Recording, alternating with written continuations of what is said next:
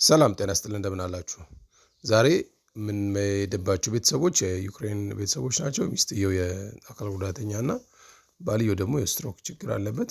ባለባቸው የፋይናንሻል ችግር ምክንያት ያው ቆርቆሮአቸውን ማሳደስ አልቻሉም። ስለዚህም ጎረቤታቸው ጃክሰን በኢሜይል በላከልን መሰረት ያው ቤታቸውን ለማስተካከል ወደዛ እንሄዳለን። የሚሆነውን አብረን ያው እዚህ ጋር እንደምታዩት ጃክሰን ስለኛ ስለመጣንበት ዓላማ ለቤተሰቦቹ እየተናገረ ነው። ነገር ግን ያው ከዚህ በፊትም እንደሚገጥመን ችግር ቤተሰቦቹ በነፃ ነው ብለው አምነው ለመቀበል በጣም የተቸገሩ ይመስላል።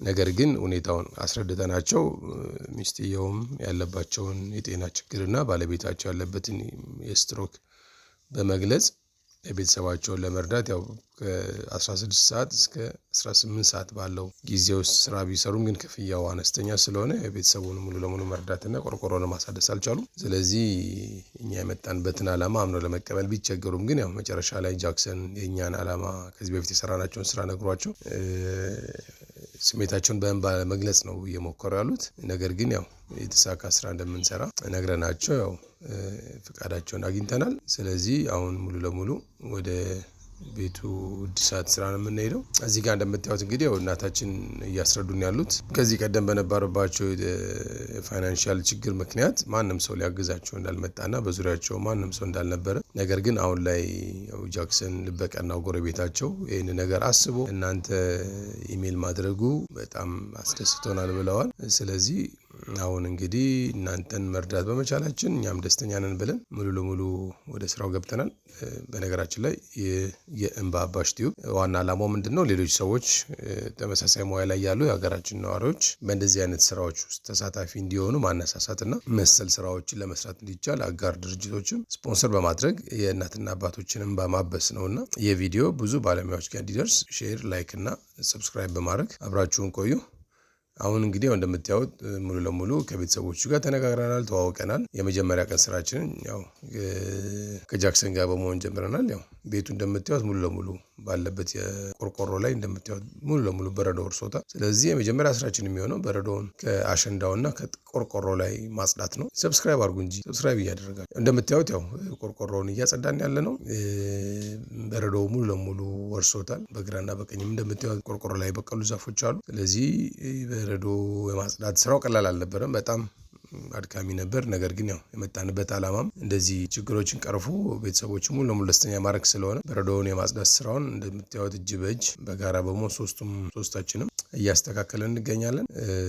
እዚህ ጋር ቅድም ለማለት እንደሞከርኩት ዋና ዓላማውም ተመሳሳይ ሙያ ላይ ያሉ ሰዎች ያው ማህበረሰቡን በአካባቢያቸው ያሉ አቅመ ደካማ እናትና አባቶችን ባላቸው ሙያ በተሰጣቸው ጸጋ ማህበረሰቡን የማገልገልና ማህበራዊ ግዴታቸውን የመወጣት ስራ እንዲሰሩ ለማነሳሳት የታሰበ ስለሆነ ሁላችሁም በያላችሁበት አካባቢ ያላችሁ በተለያዩ ሙያ ላይ የምትገኙ ሰራተኞች ወይም ሙያተኞች አካባቢያችሁ እንድትቃኙ ለማድረግ ነው የታሰበው። ይህን ቪዲዮም እያያችሁ ያላችሁ ሰዎች ላይክ በማድረግ ለብዙ ሰው ተደራሽ እንዲሆን አብራችሁን እንድትሰሩ ነው ማለት የምፈልገው። ወደ ቪዲዮ ሀሳብ ስንመለስ የመጀመሪያ ቀን ስራቸውን ቆርቆሮ በማጽዳት ጨርሰዋል። የሁለተኛ ቀን ስራቸው ደግሞ ያው ቆርቆሮውን አጽድተው ከጨረሱ በኋላ በጣራው ላይ የነበሩትን ግራና ቀኝ ላይ ሁለት ዛፎች ቆርጠዋል። እዛም የቆርቆሮውን የጉዳት ደረጃ ለማየት ያው እንደምታዩት ቆርቆሮውን በማንሳት አሮጌውን በመገነጣጠል ላይ ይገኛሉ።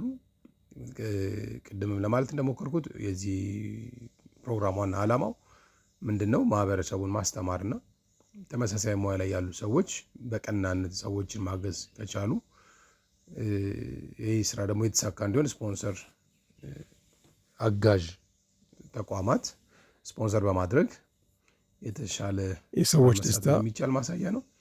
እንደምናየው ቆርቆሮውን አሮጌውን ከጨረሱ በኋላ አዲሱ ንጣፍ የሚያገለግላቸውን የፕላስቲክ ከቨር ከታች እያደረጉ ነው። ይህ በዋናነት ጥቅሙ የሚሆነው ምንድነው? አዲሱ የሚሰራው ቆርቆሮ ወደ ውስጥ ሊንክ እንዳያደርግ የማድረግ ስራ ነው እየተሰራ ያለው። በጣም ደስ ይላል። ሰብስክራይብ እያደረጋችሁ ነገራችን ላይ ላይክ አድርጉ ለብዙ ሰው እንዲደርስ። የሁለተኛ ቀን ስራቸውን በምትመለከቱት መልኩ የላይኛውን ከጨረሱ በኋላ ከታች ደግሞ የጽዳት ስራ እየሰሩ ነው። በነገራችን ላይ በቀን ነው እያጸዱ የሚሄዱት። ከዛም አካባቢያቸውን ከጨረሱ በኋላ አስተካክለዋል። የሮሽኮ ቤተሰብ ሴት ልጅ የሆነችው ሻይ አዘጋጅታላቸው የዕለቱ ስራቸውን ጨርሰዋል።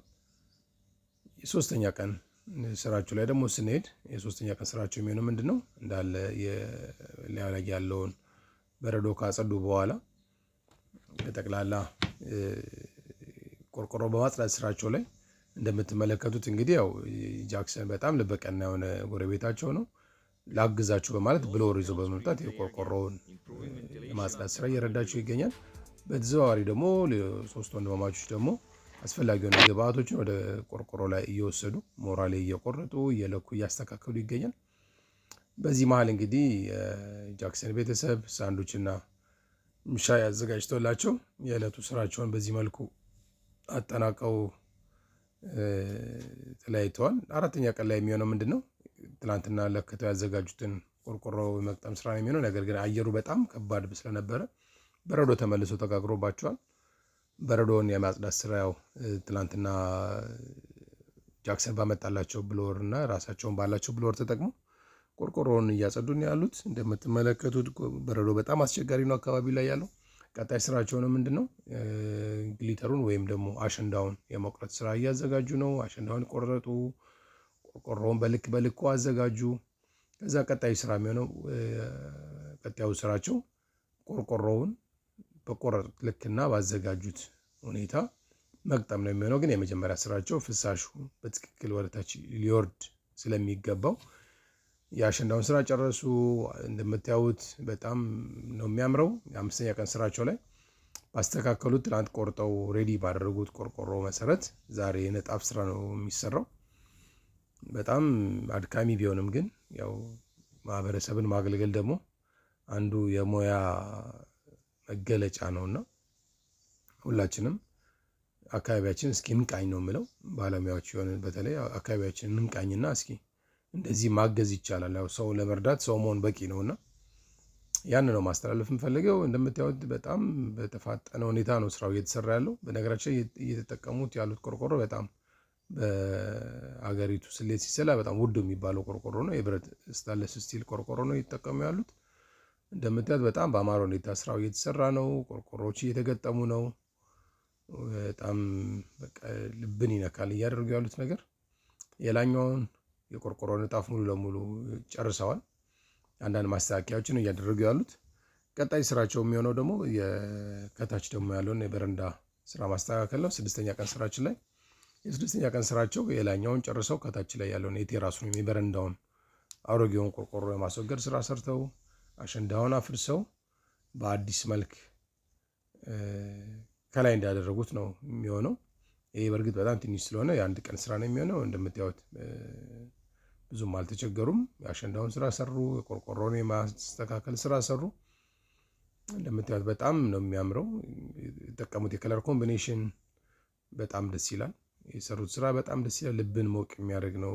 እንደምታዩት ያው ከላይ የገጠሙትን ፍሳሽ የአሸንዳ ስራ ከሰሩ በኋላ እቃቸውን የመሰብሰብ ስራ ነው የሰሩት። ሙሉ ለሙሉ ስራውን አጠናቀዋል። አሁን ቀጣዩ ሂደት የሚሆነው ሙሉ ቤተሰቡን ወደ ውጭ ጠርቶ የተሰራውን ስራ ማሳየት ነው።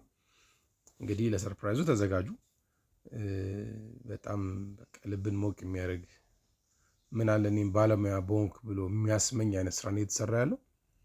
እንደምታዩት ሙሉ ጎረቤት ተሰባስበዋል። ጃክሰን ባለቤታቸው፣ የሮችኮ ቤተሰቡ ለሙሉ ሴት ልጃቸው ተገናኝተዋል። በጣም የተሰራውን ስራ ማመን እንዳልቻሉና በቃላት መግለጽ ከሚችሉት በላይ ደስታ እንደተሰማቸው እንደምታዩት ሶስቱን ወንድማማቾች የማመስገን ሁኔታ ላይ ነው ያሉት። ልጆቻቸው እያመሰገኗቸው ነው። ጎረቤት ጃክሰን፣ ሁሉም በቃ የተሰማቸውን ስራ ሁሉም ባለሙያዎች የዚህ አይነት ልብ ቢኖራቸው ቀና ልብ ቢኖራቸው ትልቅ ስራ መስራትና ማንም ሰው እንደማያለቅስ ነው እያሉ ያሉት። በዚህ አጋጣሚ የልጃቸው ልጅ ቸኮላትና ስጦታ የሚሆን ካርድ ነገር ይዘውላቸው መጥተው ተመሰጋግነው ያው የተመሰጋግነው የሚለያዩበት ቀን ነው። የመጀመሪያ ልጃቸው መታለች ዛሬ ልጆቿን ይዛ ለአያቶቻቸው ለማሳየት ቸኮላትና ካርድ ይዘው ነው የመጡት። እንግዲህ በካርዱ ላይም በጣም ልብን ሞቅ የሚያደርግ የእግዚአብሔር መልእክተኛ እንደሆኑና ይህን ደስታ ለቤተሰቦቿ በማድረጋቸው በጣም የተሰማትን